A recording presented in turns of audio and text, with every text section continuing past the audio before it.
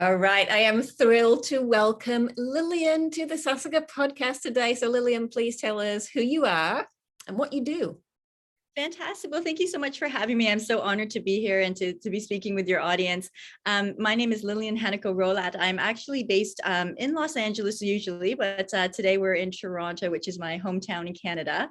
And I'm the co-founder along with Aki Sugiyama, who is based in Tokyo, of Kokoro Care Packages. And so for those of you who may not know us, we deliver premium quality artisanal foods from Japan. They're all made by local farmers and producers, and we deliver them to people around the world. So we deliver our packages to about 35 plus countries. And we started off with just a dream of sharing, artisanal, real local food with people from around the world. I'm sure people who've ever tried Japanese food, they absolutely love it. And to leave Japan and see how rare it is to be able to find, the really good stuff that we all kind of come to know and love. And then on the flip side, as our community grew, we realized how important what we're doing is to really supporting local farmers and the producers in Japan as well. With an aging and shrinking population in Japan, I think a lot of traditions that have been around for centuries, they really face the really fear of being disappearing over time. And I think what we wanted to do was to find a way to open them up to a more international market and a market that necessarily wouldn't be available to them for language barriers or export barriers. So it was really nice for us to sort of be able to connect two sides of the world, to be able to connect the local producers and the farmers, as well as our customers in our community worldwide. I am so excited about this, and I can't get out of my mind. We were talking just before we started the recording, the yuzu miso that you just mentioned to me before, and it's like totally stuck in my mind. But we'll hear more about the yuzu miso later on. Okay. Sure. Yeah, this is wonderful. And I also know, in the Sasika community, we have a lot of food fans. So oh, that's so great to hear. Yeah, it was funny. I think for a lot of people who end up starting their own business, it's a little bit of scratching your own itch. And I think as somebody who lived in Japan for 2 years, and I'm actually half Japanese, I grew up on really good, authentic Japanese food. But even living in LA, where, you have very good Japanese grocery stores, you tend to get the same sort of foods over and over again. And the quality, I'm sure people have seen a lot of the Japanese packaged goods that end up going overseas are full of chemicals. And for me, I'm very cautious about the food that I eat. I think that sort of drives your health and wellness. And so for us, it's very important that we find not only hard to find products, but also ones that are free of chemicals, free of MSG, and just as natural as possible. I get our box every month, so that's a nice treat for myself. So for all those entrepreneurs out there, always create a business where you get a little treat for yourself every once in a while. Brilliant. I love it. All right, now we're talking about the box. We'll come to the word of the year and the other questions later on, but I just want to know a little bit more about the box. Just tell us about what this is.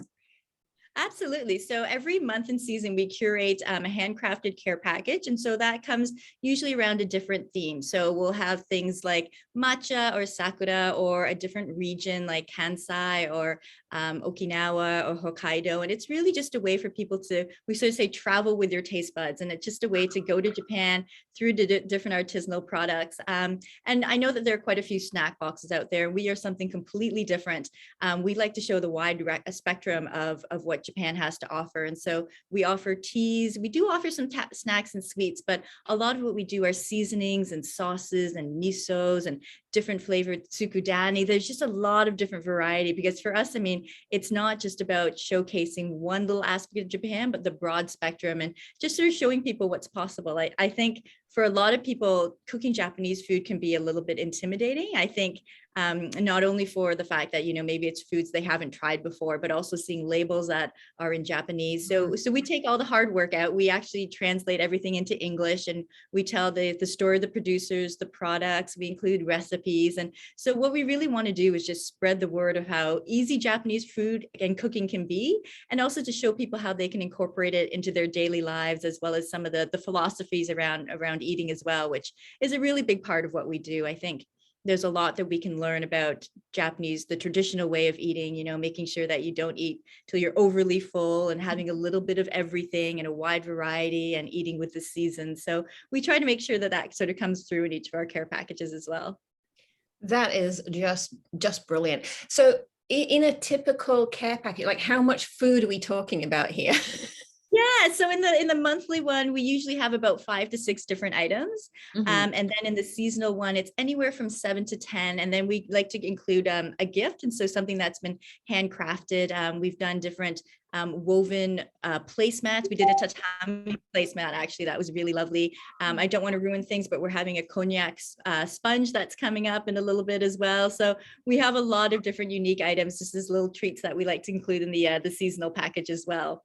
And then on top of that, for those who are interested more in sort of not getting a surprise, but they like to know exactly what they're going to get, we have our collections care packages. So these are our year-round care packages that are available any time of year. You can purchase just one at a time, and we have different things like a snack one. We have a Japanese green and specialty teas. We have our redefining wa, which is for washoku, and that focuses on sort of the essential Japanese cooking ingredients.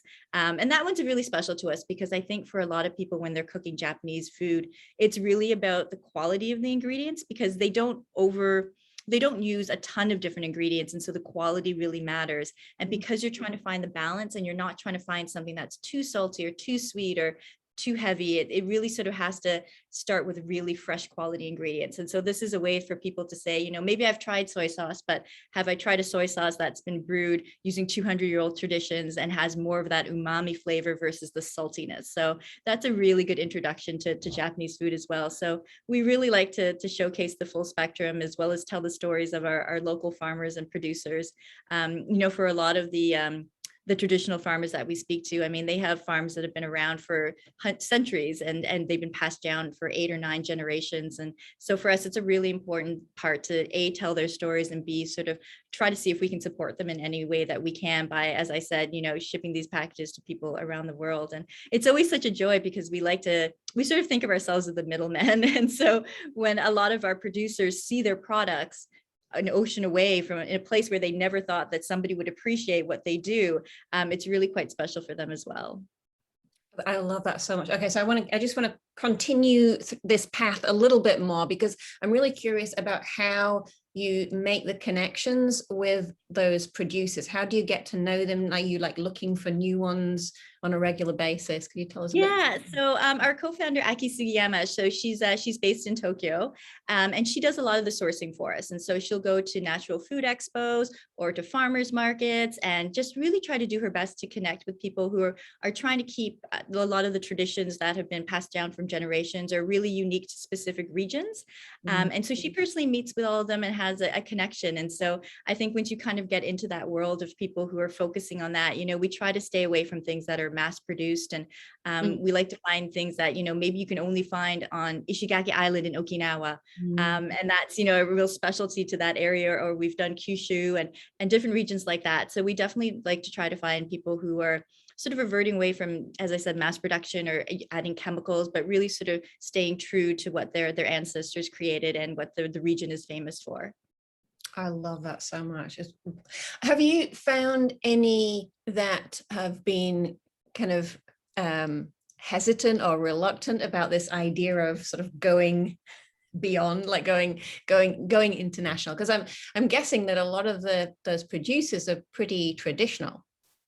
Yeah, and I think that there is an element, I think a lot of times too, of, as I said, there's a humbleness as well to a lot of our Japanese producers and farmers, and they maybe don't think that somebody across the world would like something that, they're so accustomed to, and they don't necessarily see it as being as special and unique as we do. And I do think too, I think as we grow and as our business grows, we want to be really conscientious about respecting the Japanese land itself. And so, we always want to make sure we don't carry any inventory, and we only order what we need every month.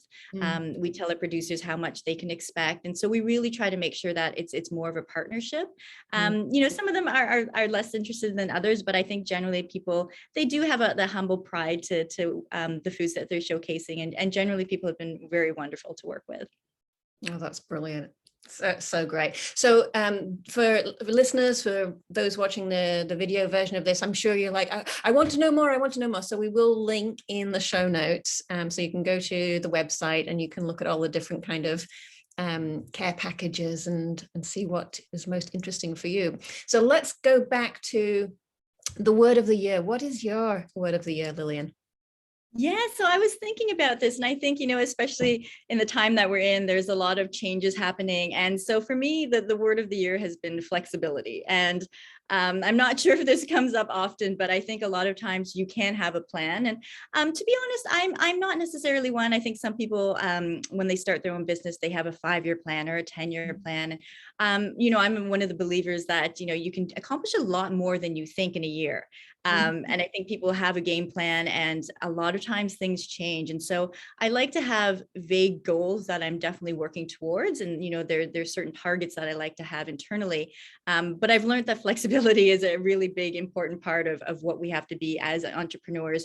You never know, how your business can change for the good or the bad. I think sometimes you have an idea of what you want your business to be. And even when we started, we wanted it, we thought of it as being a subscription box business. And that was sort of as we had started. And then as we kind of got to know our customers a little bit better, we realized, a lot of them, they do want to know what they're getting. A surprise box can be too much of a challenge for someone who's not familiar with Japanese food. And we've included more recipes. And so we've definitely seen our company evolve. And I think even internally, we're a small team, but I think we all have our internal ideas of where we want the business to go. And it's, when you're working with others, you do have to be flexible for a lot of things that might pop up along the way. So yeah, I like to have flexible goals. So flexibility has definitely been the word of the year for me. Definitely. What I love most about flexibility is it really takes the stress out of things, right? Exactly. Yeah. Right? For I think that's true. I think sometimes people can sometimes stubbornly hold on to a goal, even if it's not necessarily the best decision for the business in any way. And I think that that's important to do. I think it's important sometimes to also step outside of where you are and where your track is, to just make sure that you're on a correct path. And it's not going to be from A to B, it's sometimes going to take a sidetrack, but I think it's really important to take that time. And I think as entrepreneurs, you spend a lot of time taking on a lot of little tasks and being kind of caught up in the weeds. And I think you do have to take moments where you step back. And I think having empty time too helps a lot with the business. I mean, it gives you that creative space that you need. Empty time to really, I think nowadays people will spend so much time filling their schedules, and almost like to the 15-minute, they know exactly where they're going to be and back to back to back. And you spend an entire day. And, I think you probably agree, Helen, that sometimes you don't even know where your day began and where it ended and what you necessarily accomplished, but you knew you were busy. And so I think it's really important sometimes to even schedule an hour where you can just pause, turn off your email, turn off your social media, and just really sort of think about, is your business where you want it to be? How are you approaching your goals? Is there something that maybe you need to change or to pivot, or just little things like that? I think that is probably a very important part of the business that gets put to the wayside sometimes.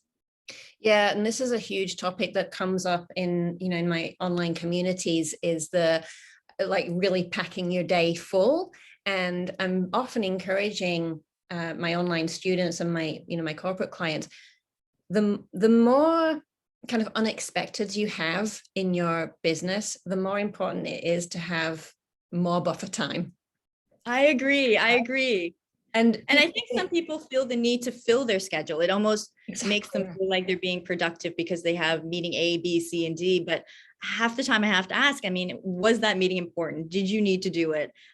Could you have spent that hour doing something else? And maybe even something that would have helped drive your business forward by, taking the time to maybe make something a little bit more efficient, or looking at how you might be in a repetitive task that you can somehow sort of outsource, or is there another way that you can be creative about making it take up less of your time? So I think having that empty space is very important. Yeah. And the fact is that, especially when people are starting to put buffer time into their schedule, usually that it turns out not to be empty space anyway, because it gets filled with the overflow and those unexpected things.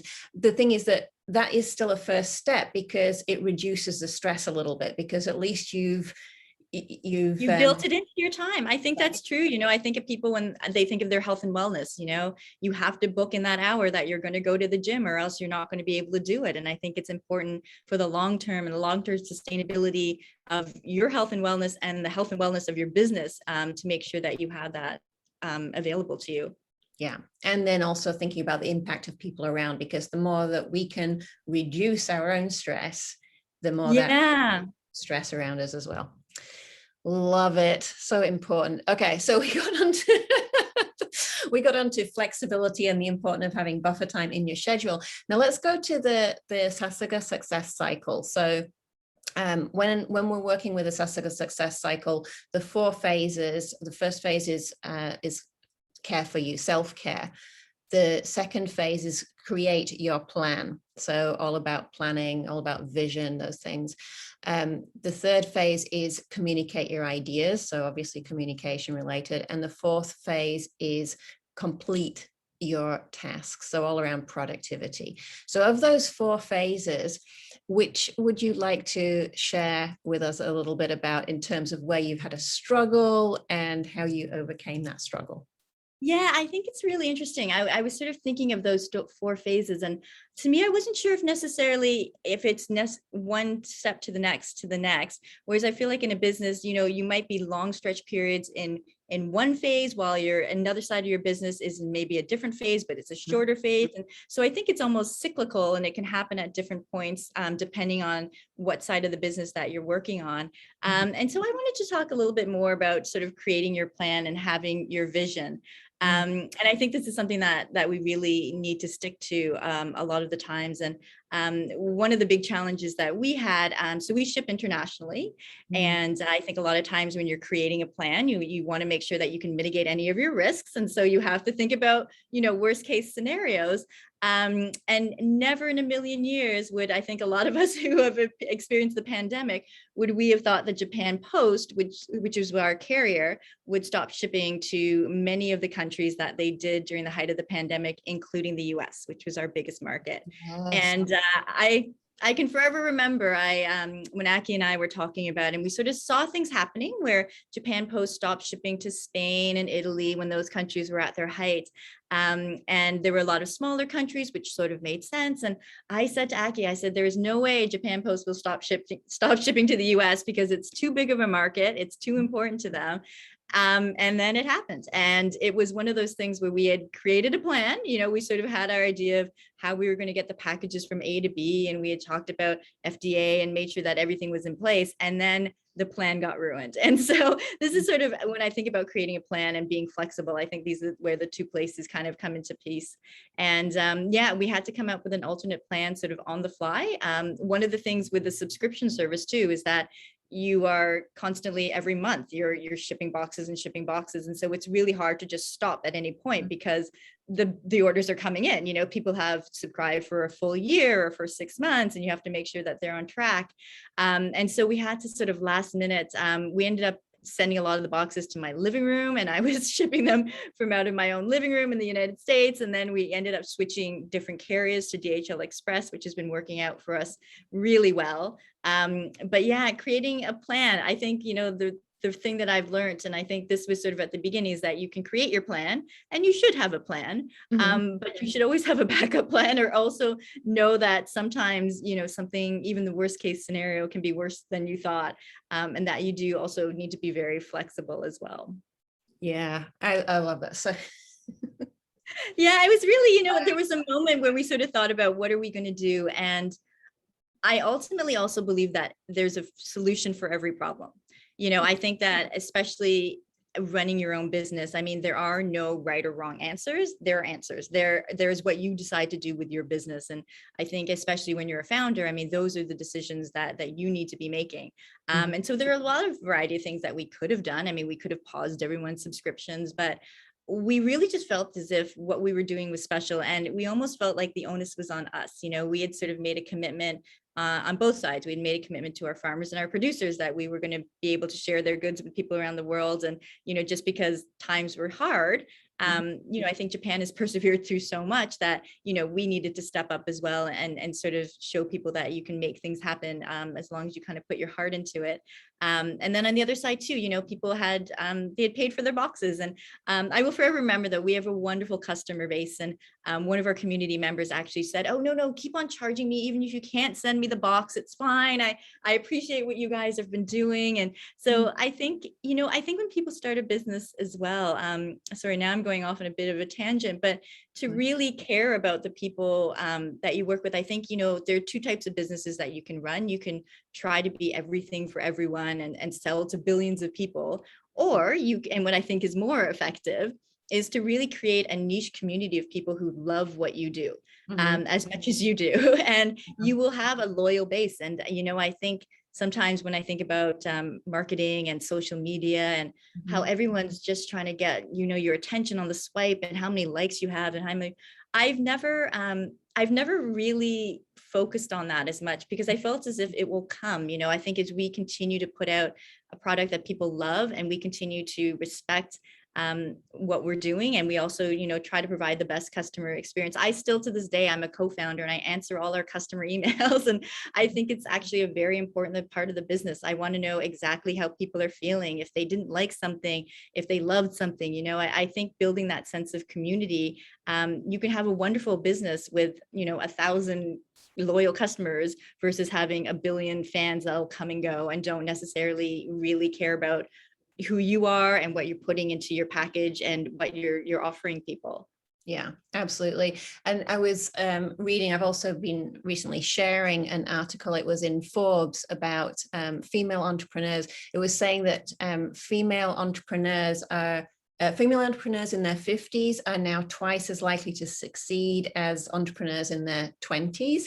And a lot of that is related to their experience, but also a lot of those women have kind of, they know what they're passionate about, and they're creating businesses around those passions, and that people are more likely to invest. Maybe it was women are more likely to invest or buy from businesses that have that kind of that well, I think it's really wonderful. And I think people forget too that women tend to be the ones who control the finances in the house. I mean, I think we're far ways away of getting equal pay, but I do think that women too are speaking a lot with their own wallets. And I think that they're wanting to support local businesses. And I think we care about community. I think that there's a very important part of wanting to support what somebody else is doing. And I still, to this day, people say, oh, the co-founder is answering my email.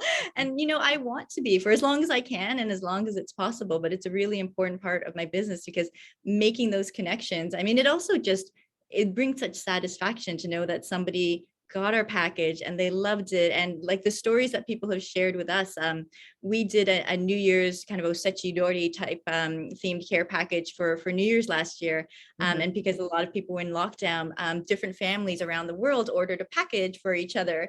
And then they kind of celebrated together online. And it was so wonderful for us to be a part of that. I mean, those are the stories that we remember. And I think that that's what really makes it worth it every day, that we're kind of slogging through and updating spreadsheets and working through logistics and things that we have to do as well. But it's such a meaningful part of what we do. And I think that that's really important, to have that connection while you're also creating a business.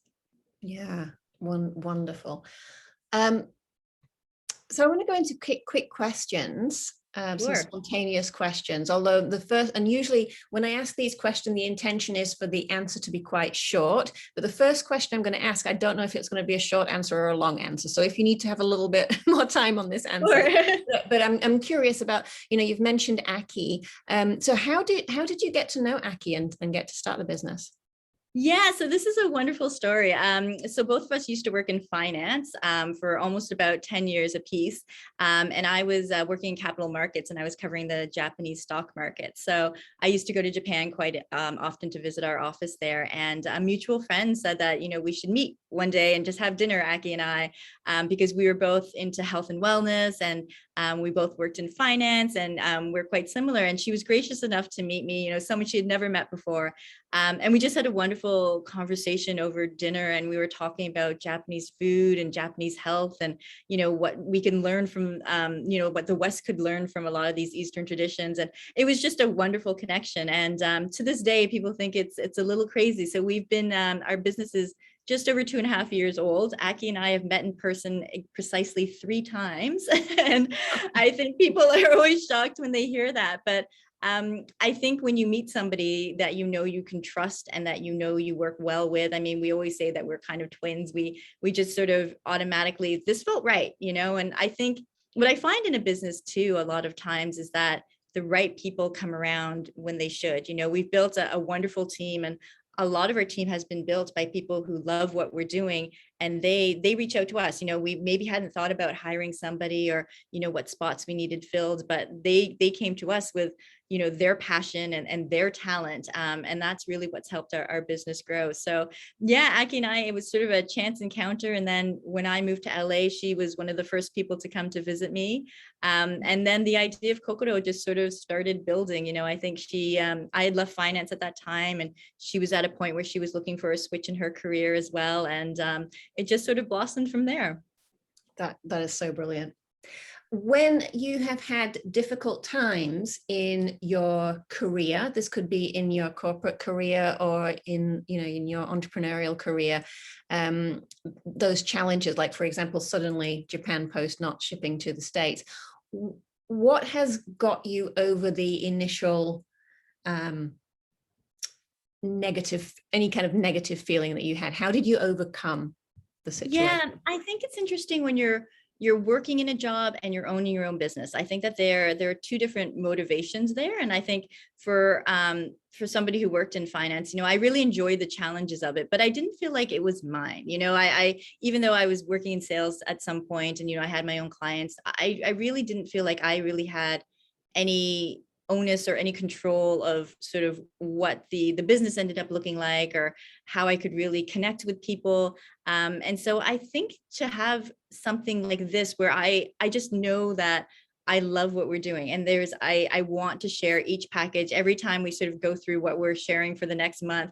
I get so excited and I want to share that with our customers. And so a lot of what keeps me going is just on both sides. We hear wonderful stories from our community about how they got a care package and there was a certain flavor that they remember from when they were in Japan, or reminded them of their childhood. And that always means so much. Or people who've never been to Japan before. And this has been sort of their first entry point. Something hooked them, whether it be anime or something along those lines, but they really want to start getting sort of deeper into more of the culture. And then on the producer side, as I said as well, I feel like we owe them, and we're honored to be able to partner with them. So every day I wake up and I sort of think about, how can I make our experience better? How can I make our producers more proud of us? And that's sort of really what keeps me motivated. And I think for people who work in a corporate job too, I think there are going to be moments when you're sort of frustrated. And I think starting your own thing has its own challenges as well. I think a lot of times people sort of idealize what it's like to be an entrepreneur.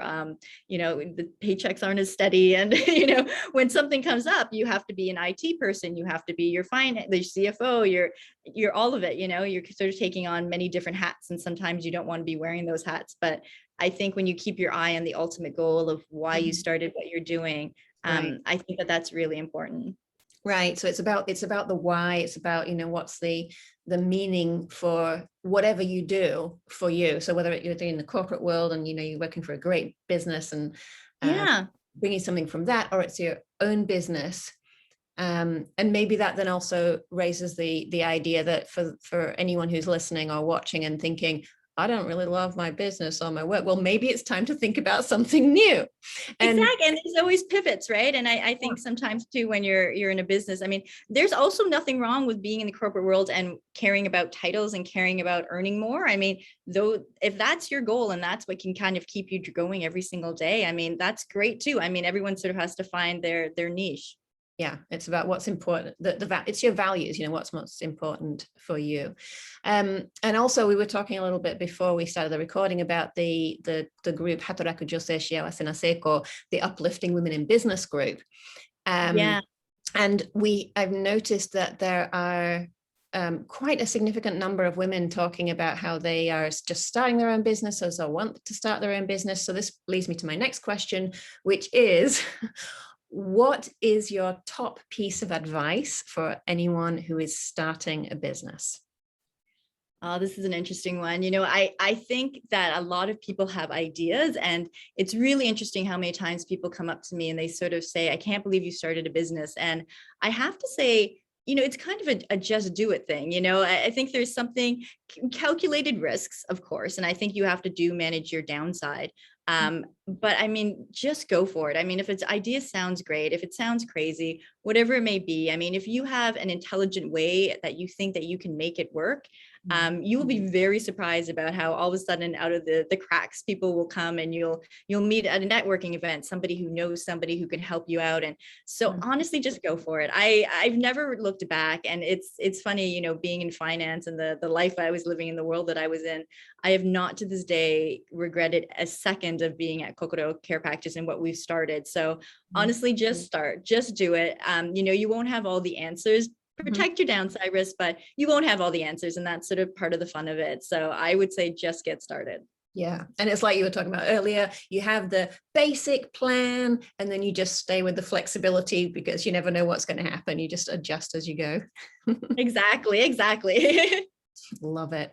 So what else, as we're about to wrap up this episode, Lillian, what else would you like to share with our Sasaga podcast listeners and viewers today? Yeah, absolutely. I think, as far as Kokoro goes, for anyone who's interested in our care packages, this is going to come out in September. And so, as I mentioned, we only take orders for the previous month. So we only order what we need. But our theme for October is yuzu. So anybody who loves that sweet citrus taste of yuzu will, yes. I'm raising my hand. For those of you listening, I am raising my hand with great enthusiasm. One of those boxes has got my name on it. Oh, that's perfect. Well, we'll have a great variety of packages to share with everyone. So you can always check us out at kokorocares.com. We always preview the items that are going to be coming up in the upcoming care package, so you know exactly what to expect. And also for anyone too who just wants to reach out, I think we talk about women networking. I love to connect to people, and if people want to reach out just to say hi or bounce an idea off us, it doesn't even have to be related to food or Japan or just sort of what they're thinking. I think sometimes you only know what you know and you don't know what you don't know. And so a lot of times you just have a conversation and something comes up where you thought, oh, I hadn't heard of that app, or, oh, I haven't heard of, maybe that the email exchange or whatever it may be. I think that there are different opportunities. So I'm always open for conversations. And I particularly appreciate what you're doing, Helen, as well, to be able to connect to women from so many different backgrounds, so we can help sort of bring a stronger community amongst us. Thank you so much. And I also want to just, comment on, you contacted me through Instagram direct message initially, and I just thought your message was so lovely. I get all sorts of messages. Some are a little bit odd, but you're also just so warm and friendly. It was like the kokoro came through straight away. I was very keen to get to know you and to invite you onto the podcast. So thank you so much. I think, one of the words that I think people should hold on to is be genuine. I think it shines through in what you do and how you communicate, and even in the products yourself. So as long as you're being open and honest and genuine with what you're saying, I think everything else kind of falls into place. Absolutely. Thank you so much. All right. So for everybody, please go to the show notes for this episode. You'll hear about them again in the outro. So, even if you are listening to this sometime way in the future, when we're past 2021, you can still go to the website and see what the latest delights are coming from Kokoro Care Packages. Thank you so much. I really appreciate this. It was wonderful to chat with you, and so happy to have met your audience as well. Thank you so much for the opportunity. All right. Thank you, Lillian. Bye-bye. Bye-bye.